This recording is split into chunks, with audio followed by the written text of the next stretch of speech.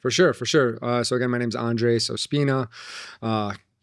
I guess we're here in Medellin, Colombia. Yep. Important to mention that. I'm Colombian-American, so I've been living in Medellin now for about 4 years. Lived in Miami for 10 years. Was born in New York, Connecticut, areas where I was raised. So I consider myself a hybrid. I think it's important to mention since we're here with Entrepreneur House that's based in Medellin. I'm the managing director for a company called Family Office Club. We're the largest investor community in the United States right now, working with ultra high net worth families, helping them set up their family offices, their investment funds, transferring their wealth over to the next generation.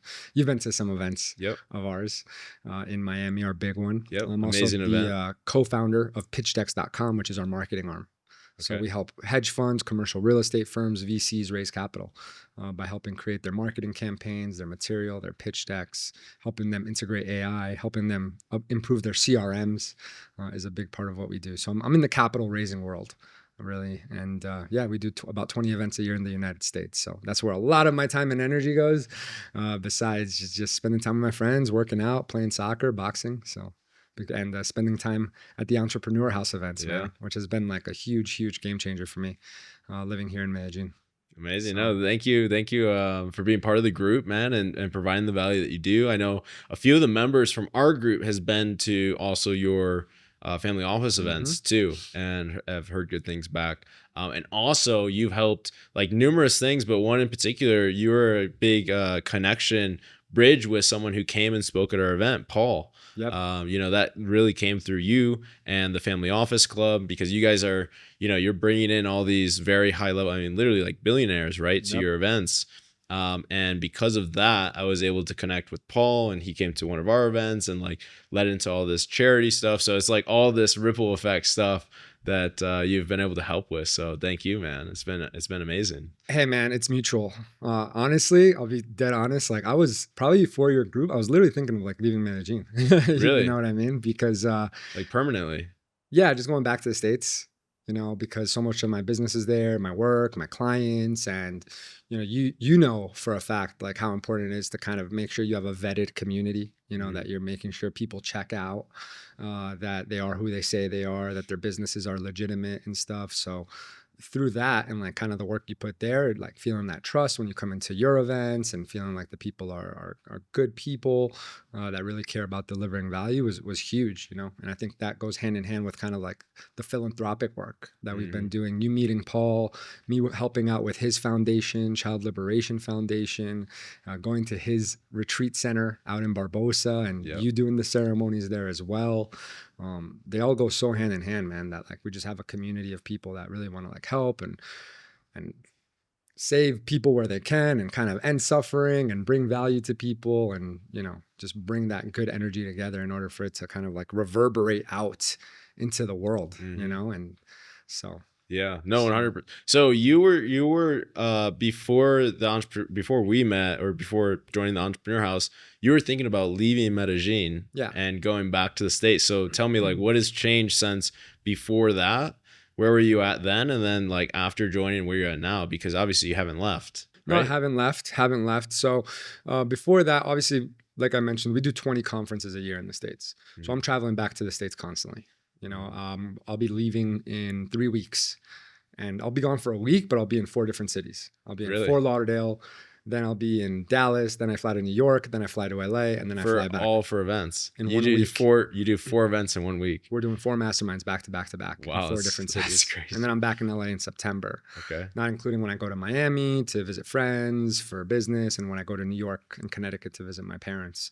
So it's a lot of traveling back and forth. Yeah. And when I first came to Colombia, which had always been my dream, like since I was a kid, because I'm Colombian, I've been coming here since I was a baby, and my parents used to have to pull me out of here, like by force. It was like, why are we going back to the States? Like, why are we going back to winter cold and going back to, you guys working your asses off and, leaving our huge, awesome family here in Colombia, all the beautiful reasons that so many expats are moving to Colombia. I discovered that when I was a child.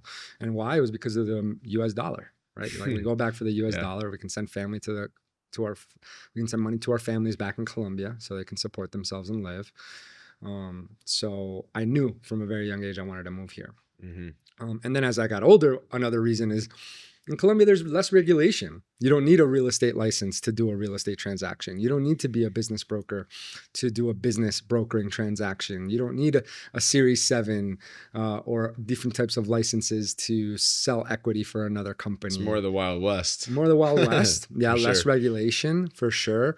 And I had connections here. Like I have connections here. I have family here for my whole life. I have, uncles and aunts that have done very well in business and have met investors from that time in Bogota. So that was inspiring at first, but then you start to realize why it's good to have regulation, why it's good for it to not be so Wild West. For sure. All the different types of like scams that can be out there and informal contracts and then also like to earn business in pesos is not as attractive, right? Than doing a transaction in maybe USD and earning more. So I started to get a little discouraged being out here because I was like, well, I come back to Medellin. Yes, I got my nice place. I got a little bit more luxuries. My dollar goes a lot farther, but there's not much business for me to do out here, right? There's not much work. So I'm out here and I'm kind of just like relaxed. I'm working from home all day, right? Like Zoom meetings, phone calls, not really so much reason for me to meet face to face with people. And then I met you and your group and I started coming to your events, and those people actually, even for our membership and coming to our events, it wasn't like, oh my God, it's $4,000 for an annual membership at our conferences, right? So it was a lot easier for them to do those things. And I felt more comfortable bringing them to my conferences in the States. And I felt more comfortable, and they taught me so much, and the businesses they did taught me so much. And so after really coming into Entrepreneur House and meeting your community, I was like, okay, I'm making like deep connections here. Like I'm making some of my closest friends now are coming from here. Like your awesome. event in Guatapé was super impactful for me in so many reasons, so many powerful reasons and so many breakthroughs that I had at your event, which I wasn't having at events here. That felt a little bit more cliche, that felt very surface level, very superficial. Coming to your events, like I'm doing some deep work. That was like, makes me a little emotional to think about, but it healed me with a lot of things myself, that I had to kind of, because of the speakers you brought and the commonality that I had with a lot of the entrepreneurs there that were my age going through similar challenges. So it's like, okay, like it's really kept me around, and I really now see myself here for another year, another couple of years, and who knows? Yeah. Wow. So yeah, man. I didn't even know that. That's amazing. I didn't know you were planning on leaving, and then, this group like really like you felt like this is home base, like this feels more like home now that there's this group here and you can connect with people. That's amazing. Yeah. There's a lot of hybrids in your group that I call like hybrids that are like Colombian-American too, kind of like the same boat as me and stuff. So that commonality as well. Yeah. You just interviewed my very good friend Danny Sanchez that I met at that event, and we've been really close friends ever since then and spent time in other cities, and he became a member of the Family Office Club. So oh, nice. So it's been a good ride, man, these past couple of years with the group, and excited for what's coming. For sure. No, it's amazing. Sure. It was Ben who introduced us, I believe. Ben Weir. So Ben introduced us. He's like, you guys should meet. We got on the phone, and then the very first event, I don't know if you remember, the very first event that you came to was what we call the T testing party, the testosterone testing party, which is a very unique party. And we do it once a year now because it's just been a hit, and it's exactly what it sounds like, right? You go and you get your testosterone tested. You have options if you want to do like a full blood panel. We get it all taken care of. And of course, you do it here in Colombia. You do the same thing in the States. It's going to be like 2-3x the cost. So not only are you saving, but you're getting your health checked, you're getting your blood, your testosterone. I remember you coming to that, getting the blood panel, and then we had like the organ patties and all this stuff. And I remember you telling me like, man, this is like everything in like one spot that I was looking for, and this is like massive value. And I think you maybe met some people there, but that was actually before we launched the membership, because this was like 18 months ago probably. I think it was last year February, early in the year. So we officially launched last year in May was when we launched, but you came to that. And then ever since, you've been coming to like all the different things. But I remember you telling me, you're like, man, this was so awesome. Like getting connected, all these things in one place. for that event. Yeah, the organ patty I think Yeah. was big, right? Because like Yeah. also you get to like source like, okay, where are you getting this from? And get Yeah. to talk about nutrition, which is a huge passion of mine. It's been a huge passion of mine for a long time. So that as well, I think that's one of the plus sides of living here in Colombia. You get like a lot more organic produce, Oh, for sure. organic meat, and then the blood testing panel, which was like really cost effective. It was extensive. I remember like it's cool now with ChatGPT because now I just upload it into ChatGPT, have it give you some feedback on like this long report with like 300 panels, showing it to a doctor. I remember the doctor was like, "Why'd you get all this? Like, this is so much that you're looking into." But they reviewed it like, "Yeah, no, you look good and healthy." So really important. Getting the connection to the lab. So there's a lot of plus sides to doing that. The lab that does the blood work and stuff, and they do the IVs. So all those things are really important. And then once again, just sitting down for lunch and having those conversations with those other people there. So now I've been to that event twice now, right? Yeah. Because you did it twice. Yeah, we'll do another one next year. Yeah. We'll keep doing it. And As I'll long be as there. people keep showing up, Do the full panel, and do the full panel, run it through ChatGPT, have it give me some feedback on what I got to watch out for, checking out my T levels, making sure those are good. And I think doing it in a group setting is so valuable because then after the report comes out, I would talk to some of the other people that were there and kind of share feedback on it, on what their T levels are at, what their free T levels are at, what's coming up for them, how they plan on improving their T levels, how they plan on improving their blood work. So getting that feedback from other people that are doing the same blood work, I think is also, and like what lifestyle changes they're making, what they were up to the week or the night before, or what they were eating the week or night before, because, to see like what affected those levels, all of those things, man, I think are super powerful, especially because like longevity is such a big topic right now. Yeah, especially in the group, like there's so many people who are, I think it's just Medellin in general, like people come from America and they come to Colombia and without changing like any of their habits, so say, right, they start losing weight or they start having more energy or they start feeling better. And I think it's because of the environment. It's because like the food is like healthier. There's less poison in the food. People are walking more naturally because it's just a walkable city. Everyone's like walking around. And then inside the group, like, it's truly inspiring because everyone's there, like very successful, has their business doing well, but they're not just focused on how can I scale to like the next 100 million. They're also like, how can I have the best life possible? How can I have the longest health span, right? Of my life, like lifespan, but also healthy during my life and optimizing that. And so when you're around all these, I'll say like nerds, like entrepreneur nerds, right? Health nerds that are like, how can I get the latest biohacking and like, increase my energy 5% so I can get more output. It's inspiring because everyone's like sharing ideas and trying to like help each other out. And then you have that comparison too, which is a healthy comparison because like, oh, this guy, like Danny we just did an episode with Danny. He's lost like 35 pounds in 3 months, and that's like, that is more impactful than doing like a deal with another member, in my opinion, is when you can come in, get inspired, and maybe start working with someone like Danny did, and then have that transformation in your health.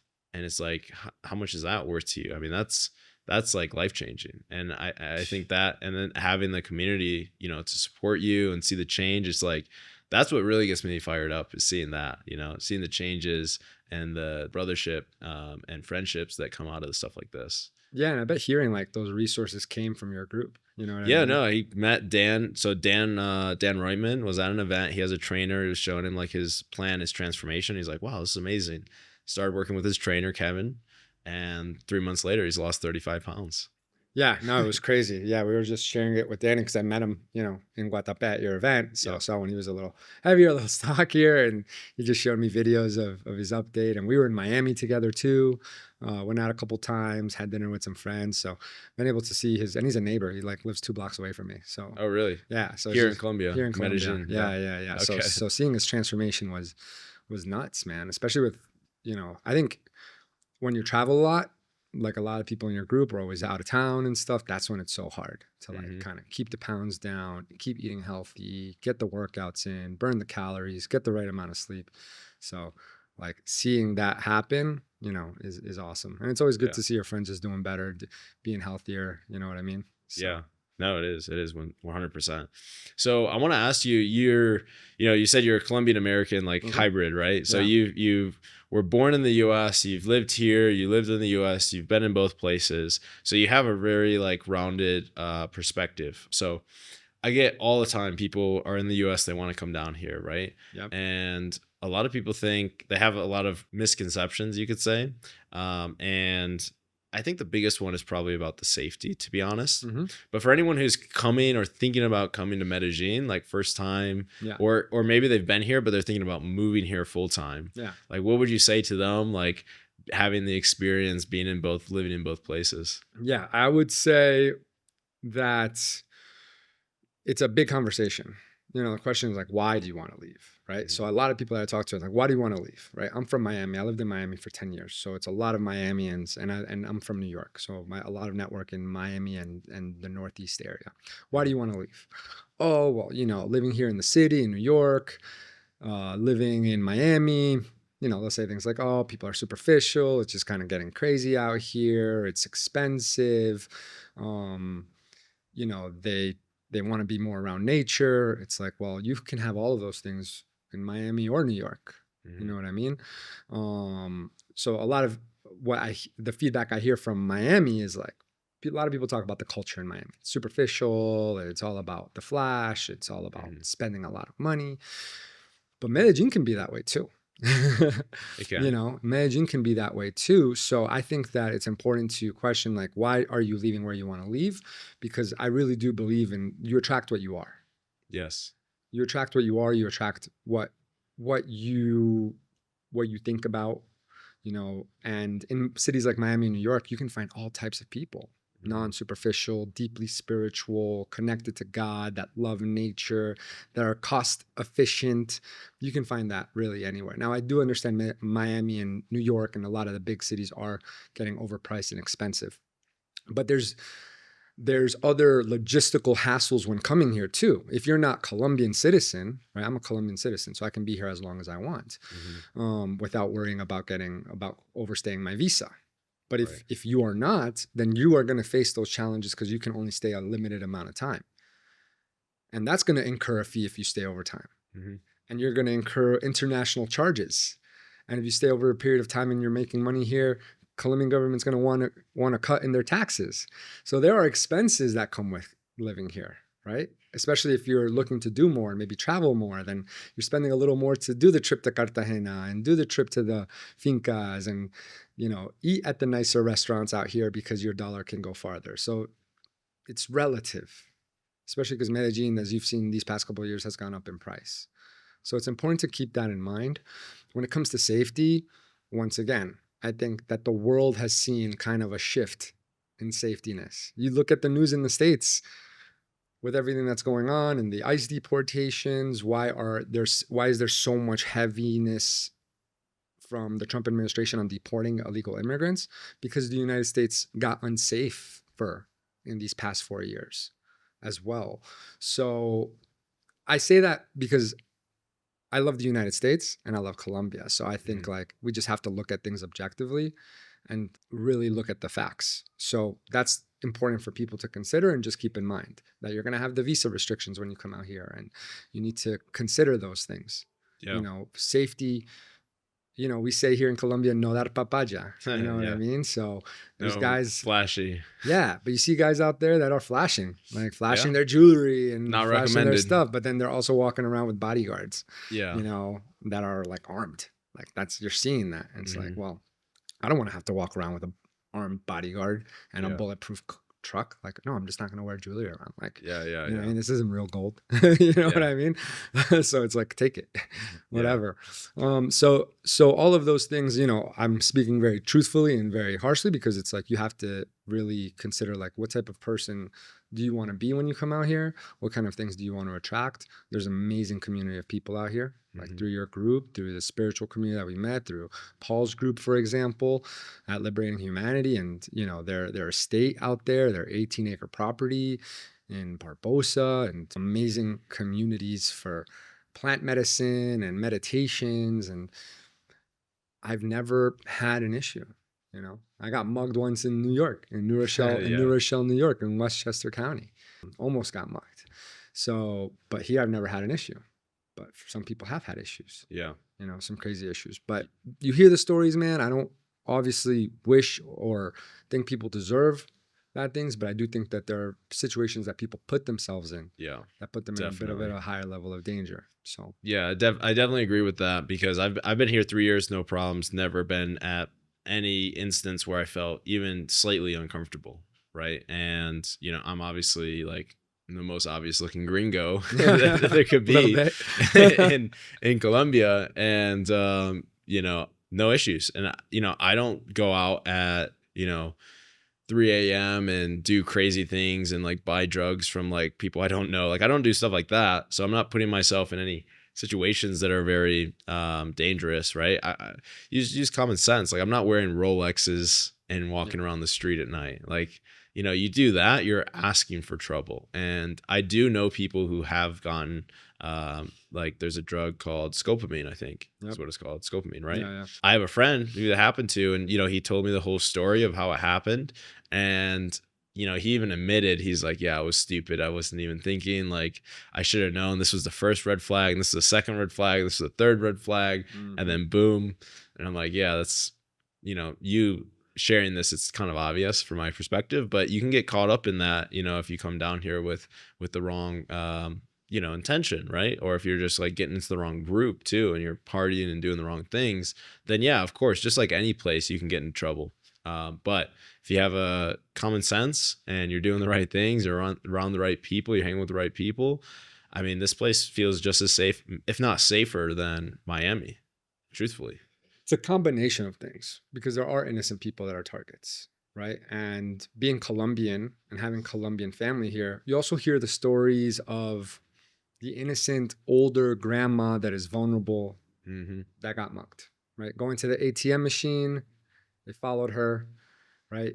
And she gets robbed, right? Because she's a vulnerable person that's, you know, a criminal can see as easy to steal from. So you hear those stories as well, but you hear them in the States too. Yeah, it happens everywhere. Happens in the States, all you know around what I the mean? world. You see horrible stories of, you know, the United States has a different type of crime happening, right? Which are like these mass shootings and stuff, right? Innocent people at churches, at schools. So yeah, it's crazy. you don't hear about that here. But maybe there's different things. Maybe there's civil unrest in certain towns and in certain cities here. So, like I said, the world can be a dangerous place overall, but at the same time, there's ways to mitigate and minimize that risk in life. And then you also just can't be afraid to walk and be free. And I think that how you express your freedom, walking out and not being afraid you're going to get mugged, and meeting people and not being so distrustful all the time, but being cautious, is also exercising our freedom, and exercising that, like, we're not going to live in fear and cage ourselves in our homes and be afraid of making connections just because, you know, the media tries to portray this sense of danger and fear in the world. Right. That's just the way it happens. And I'm a big believer in prayer and trusting God, and that, you know, God is going to keep me safe. I think that's crucial. I think some people may hear that and think it's naive, but I think that I've also heard it from a lot of people. You know, I know this amazing philanthropic organization called GEM, a Global Empowerment Mission. They do a lot of the philanthropic work when there's like major natural disasters, like the floods in Pakistan and earthquakes, and when the Gaza situation, they try to send a bunch of people out there to give out food. And the founder, Michael, he walked through the streets of Gaza by himself, the most dangerous place in the world right now, right? By himself, just walking the streets of Gaza. And he just felt like God would tell him, like, don't turn down this alley, turn down this alley. The interview is crazy. Really? Of him just talking about like how he's walked through the most dangerous places on earth, and how he just put his faith in God, and he does it, and he just lets his intuition guide him. It's wild stuff, man. I mean, I believe the energy you put out is the energy you get back, right? Yeah. So I believe in that 100%. Yeah, 100%. So I think, you know, if you're considering coming to Colombia, obviously the first things first is come out here and spend some time out here, see how you like it, talk to other people, talk to people from your group, talk to other people that have been here. Most people love it. Most people want to stay when they do come. But it's just important to keep your head on straight and find the right people, and keep your intention clear on why you're coming here. Yeah. So Yeah, no, totally. So for anyone listening to this that is a member, or maybe they're, thinking about becoming a member in the future, how can you help them if they want to reach out to you? What is something that, you can share, that you can bring value to, like, another member in the group? Yeah, I think a big value that I can bring is I'm Colombian-American. So, like I said, I've been coming here my whole life. I'm bilingual. I have, a lot of family here, a lot of connections from my whole life. So if there's ever, and I've commentated at professional fights out here, MMA Oh, fights. I really? love them. I'm in a lot of soccer groups. So if soccer's your thing, if mixed martial arts and boxing is your thing, definitely happy to connect you with the right groups for that. I love playing paddle. I love sports. Go to a lot of the multiple gyms out here. So very active in like the spiritual community, the sweat lodge ceremonies and plant medicine ceremonies and meditation events. I'm an ambassador for 2 different foundations here, 2 different philanthropic foundations. Wings for the People, Alas para la Gente out of Bogota. We bring brigades of doctors over to different villages and see like 500, 700 patients over the course of a weekend. Obviously, Paul's group, Child Liberation Foundation. So any type of, like, you come out here like, hey, I want to do philanthropic work. I want to be around good people. Happy to connect people with them as well. And, as you guys know, I do 20 events a year in the States. So any questions about that? But other than that, or translation, because Sure. I'm fluent in Spanish and English. So Yeah. people need help with translations for certain things. I'm always happy to help. Just kind of guide people to the right things, making sure they're not getting charged gringo prices, as they call it, Sure. and getting extorted here and paying too much for things. So Yeah. Well, there you go. Well, you're in the group, in the member directory. People can reach out.